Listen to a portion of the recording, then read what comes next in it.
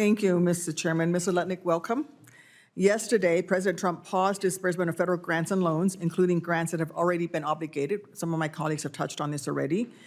These include grants from the Department of Commerce. For the second week in a row, President Trump's actions are sowing confusion, uncertainty, and anxiety.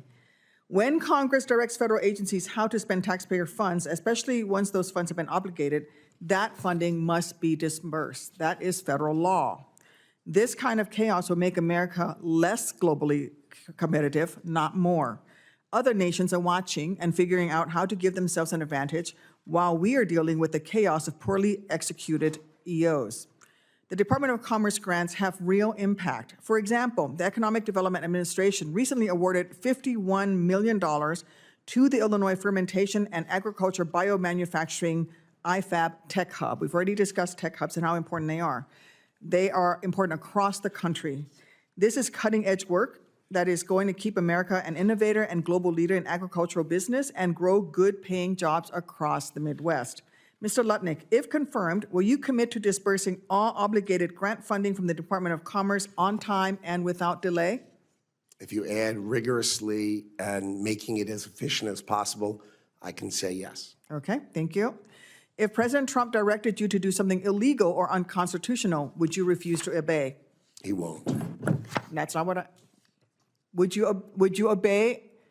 Would you refuse an unconstitutional or illegal order from President Trump? I will. The legal department of the Department of Commerce is excellent. I would go and get their advice and guidance, but this won't happen. It just won't happen. So your answer is not going That's to be... a hypothetical. Yes. That won't happen. So I don't... He's given illegal orders before. He asked the Department of Defense to shoot protesters in the leg. Well, I don't know that. I don't know that. We can send you that information. All right. As we discussed when we met last month, good commercial policy is critical for our national security. Supporting small and medium-sized manufacturing, ensuring farmers have access to international markets, developing strong relationships with friendly partners, strengthening supply chains, and fortifying export controls to keep critical materials out of the hands of bad actors.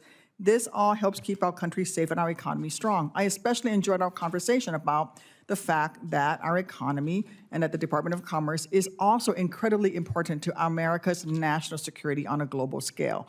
And I think we agreed on that, and I enjoyed our conversation on that. Agriculture and manufacturing are critical for Illinois and for the nation as a whole as part of that national strength. They not only generate good-paying jobs for hardworking Americans, but they also advance U.S. innovation in a highly competitive global economy. You've touched on that today, and I've enjoyed your remarks. If confirmed, how will you work to advance America's agricultural and manufacturing industries, both at home and abroad? I think our farmers and our ranchers and our fishermen are treated with disrespect overseas. Europe, for example, comes up with all these sort of policies that our ranchers can't sell steak. If you saw a European steer and an American steer, it's laughable. The American steers are 3 times the size. The steaks are so much more beautiful, but they make up this nonsensical set of rules so that our ranchers can't sell there, our farmers can't sell there. It's nonsense. They don't like our fertilizer a little bit. We need to change those rules. We need to end the disrespect that our farmers, ranchers, and fishermen have to suffer with. And that's one of the things that I am just really excited about. I am going to help our farmers, ranchers, and fishermen be successful around the world. We are the best. Our farmers are the best. It is clear. And they need to be able to sell their wares around the world, and I need to help end the disrespect that they get elsewhere. I agree with you that our farmers are a national treasure, and we should give them all the support that they need in order to be successful. When done well, joint ventures with partner nations can boost our economic growth, as well as enhance our national security. If confirmed, what will you do to foster an environment which can encourage joint ventures, especially with partner nations, especially those with whom we have national security agreements like Japan or Korea, that will enhance both our economy and our security? Our great allies have taken advantage of our good nature, and they, like steel in Japan and appliances in Korea, I mean, they've just taken advantage of us. It's time for them to partner with us and bring that production back home So I think we're going to work closely with our allies to increase their manufacturing productivity at home. And I think your way of thinking about it, saying let's work together to do that and bring it home, I think is really important for us and really important for our workforce. I'm all for that. Thank you. I'm over